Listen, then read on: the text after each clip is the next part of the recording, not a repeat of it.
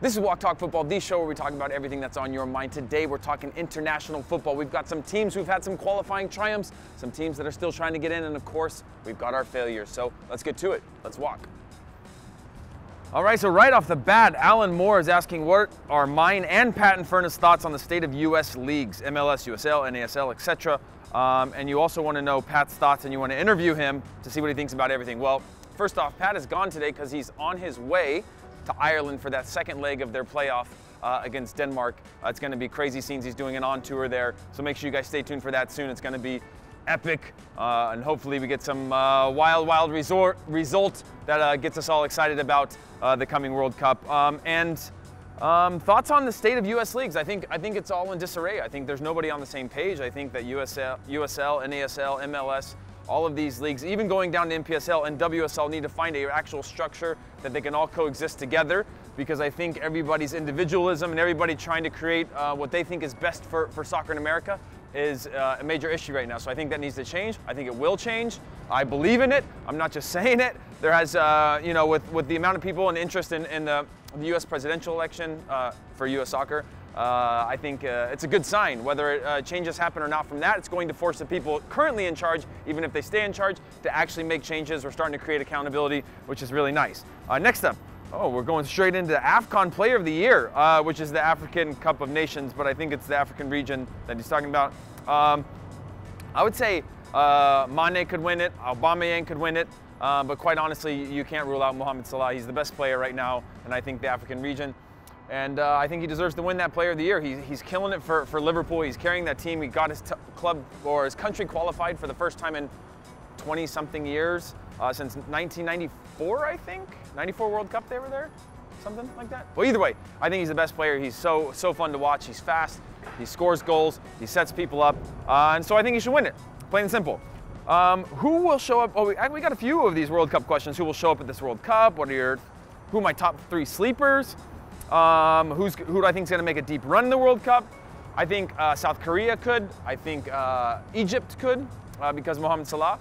But I actually think England are going to do well. And before any of you guys say, yeah, we say that every World Cup, we actually don't say that every World Cup. But I do think England are a very, very good team. And you're starting to see a structure and a confidence that we haven't seen in a while. And of course, the World Cup is very different. I think the pressure is different. How you handle a tournament is different than some of these guys playing in their leagues and dominating in their leagues. But I think in the form Harry Kane is in, if he's healthy, if the team, if he is in the same form come World Cup, I think that's one of the teams that you could actually expect to at least reach the semifinals. But those 3 teams, by the way, I'm not saying are going to win or going to be. My sleeper picks are the ones you expect to kind of get in the group stages and then go out. Aside from England, they're expected to get through the group stages no matter what. But those are my 3 teams. Don't expect any of them to win the World Cup outside of maybe England could challenge deep on a run and actually do have the individual quality. It's just whether they could bring it all together. You can't really bet against Germany or Brazil right now, or Belgium or France at this point, or Spain at this point. So definitely not in the top 5, I guess. Thoughts on Chucky Lozano? Do you think Arsenal could get him? Look, I think he could replace Sanchez. I don't know if Arsenal's the right club for Chucky Lozano right now. He's showing that, at least for North Americans, for people from the U.S., from people from Mexico, Holland is the right next step. Guys, take this advice. If you are going to leave, this region, go to Holland, go to Scandinavia, go to Switzerland, go to Belgium, go to these leagues where you can actually take a small step forward and develop. Chucky Lozano is top of the scoring charts right now. Had 2 sick goals against Belgium. One of them was a smashing kind of rebound, had his first shot blocked, second one just smashed in the top corner. Look that up. It's actually a really sick goal. But he is a player that I think is capable of playing at Arsenal. Do I think Arsenal is the right next move for him? Only time will tell. He is cementing himself as the star of the Mexican national team prior to the World Cup. So, shoot, if he wants to challenge himself there, great. But I do think there's other clubs that are more his style, even though he is a tiki-taki kind of style striker, and Arsenal try to do that. Just don't know if Arsenal's in the right state to nurture him and move him forward with the pressure that they're in to finish in the top 4 every year, and then ultimately seemingly always falling short. So, biggest surprise of African qualifying, Egypt, of course. But biggest letdown, I mean, Algeria, I think, is a letdown. I think, who else is there that I think was a letdown? Cameroon, Ghana. Trying to think who else could be a letdown there. Gabon, because Aubameyang's not going to the World Cup, which would have been sick to see him at a World Cup. But anyways, moving on from that. How do I feel about the fact that joining a soccer club outside of school is worth about 500 bucks? I don't know what you mean by the worth of 500 bucks, but is it this affecting the future of U.S. soccer? I think the pay-to-play system is a very hard system.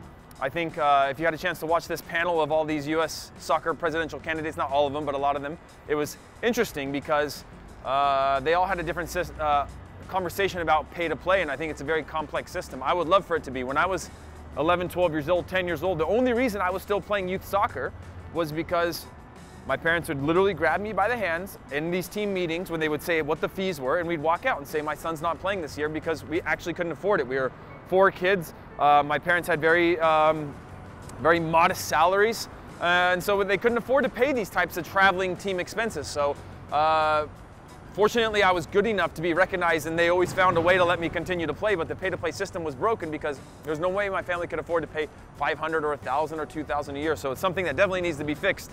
You know, geographically and as they said in the panel, topography of the country and demographically and all these things are very complex, so we got to find a way to figure it out.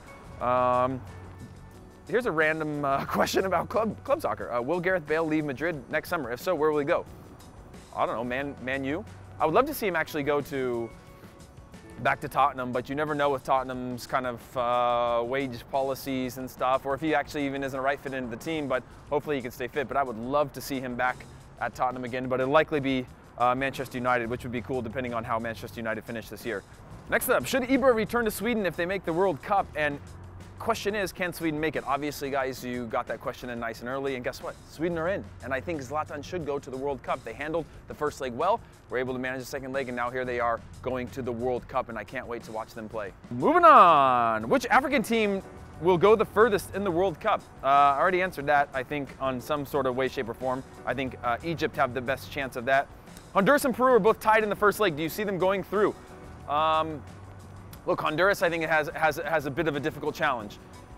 Even though Australia has now had to fly all the way to Honduras and back, Honduras is only having to fly there. That's kind of half the amount of travel, not kind of, it's exactly half the amount of travel of the 2 games. But now Australia is at home. They're going to pack the house. They're going to be very difficult to play against. I think Honduras kind of ruined or spoiled their chances. Should have been able to get a goal at home, and they weren't able to do that. And for Peru, I think they're in a great position. They were able to draw after their first match, and I think now they're in a perfect position. I think Peru is a better team than New Zealand, so I think of the 2 teams, I think Peru has a better chance of going to the World Cup. But you know, for our region's sake, CONCACAF region's sake, and to justify why the U.S. didn't make it, I would love to see another CONCACAF team sneak in, because that could have been the U.S. in that position. But technically, the U.S. should qualify directly every single time. That's a conversation that we've had many times, and it's going to be a conversation we continue to have over the next months. Which team has a better chance of doing well at the World Cup, France or Poland? France. I mean, France is three teams of 11 deep. They have struggled a little bit. They only drew against, they haven't struggled. They drew against Luxembourg when I guess the game did matter because they had Sweden right behind them. They lost to Sweden earlier in qualifying as well. So, but I do think France will get it together somehow, put Kylian Mbappe on the field, start him every single game, and you'll probably end up doing some pretty good things. Rooting for Mexico in the World Cup, acceptable or treasonous? You know, I wouldn't root for Mexico, but I'm going to root for CONCACAF, the region. Obviously can't root for the U.S., so there's going to be plenty of fun activations for the Mexican national team going on all over the U.S., so if you get a chance to enjoy that, it's always fun to party with the Mexican fans as well. They're so celebratory.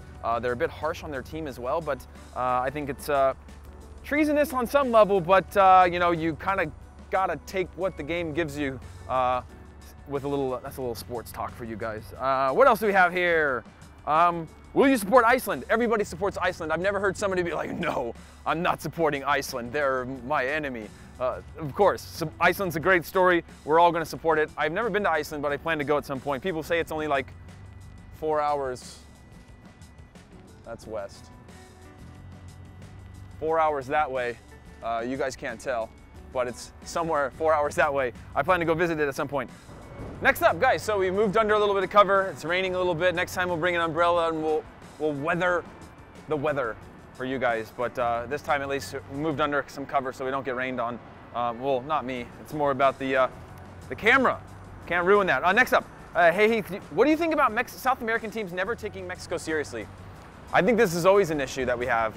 We have the same problem in the U.S. People don't take the U.S. seriously, and I mean, right now, it's really hard to argue why not, or why they should take the U.S. seriously, because they failed. But in general, I feel like Mexican players, U.S. players always having to prove themselves, and South American teams don't take them seriously because they think Mexico wouldn't qualify if they were in South America. Same thing with the U.S. and other regions and whatever. Teams think in Europe that they could qualify in CONCACAF so easy, so it's a constant fight, but I mean, what do I think about it? I think it's messed up, but again, you have to continue to, every day, Mexico's got to prove itself at the club level and then at the international level. Guys, time for my favorite part of the show, to address you haters. And there are a few of them this week, which is refreshing. It's always refreshing on a Monday morning to come in and see a little bit of hatred on the channel. It's not hatred. It's just constructive criticism, we'll call it.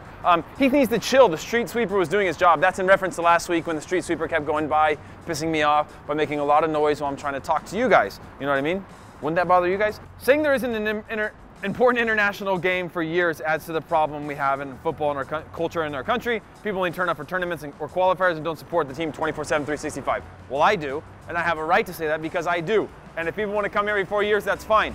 But I am upset. I am bothered by the fact that the U.S. didn't qualify for the World Cup, okay? The U.S. should do it every single time. It is an absolute failure, and it bothers me. Doesn't mean I'm not going to support the World Cup because it's an amazing tournament, and I can't wait. It's just sad that I don't get to talk about the U.S. team all summer long. So yeah, that does make you a hater, but I understand your frustration, but please understand mine. Doesn't feel the same not being kicked. You're literally a Copa 90. Thank you for that. That makes no sense either, because we don't make anything like our brothers in the UK, Copa 90, but you can call us that. We don't mind. Doesn't bother us. We're still going to make content. If you want to keep watching, great. We enjoy you coming here, engaging with us, and we take your criticisms to heart. We'll see if we can do better. I probably just popped the mic for doing that. Give Heath a pay raise and a haircut kit. I agree, but I'm not gonna. I don't want a raise and I don't want a haircut kit, so I disagree. Matter of factly, do you even like doing this? You sound bored. Wake your ass up. I feel like this is something that I've been yelled at a few times in my life. Like coach comes in at halftime, yells at the players, "What are you doing? Nobody wants to be here. Wake your ass up," and then like kind of hits me upside the head. No coach actually physically hit me, but emotionally it feels like I was hit by coaches at times when I was having a bad game. That's their job, is to wake my ass up. Anyways, guys, that's all we have for our show. So hopefully you guys saw those sweet classic cars that we just passed. Didn't get a chance to mention those, but also get down in the comments and let us know what you think. Who is going to qualify for the World Cup? Who's going to do well at the World Cup? Comment, like, and subscribe, and we'll see you guys later.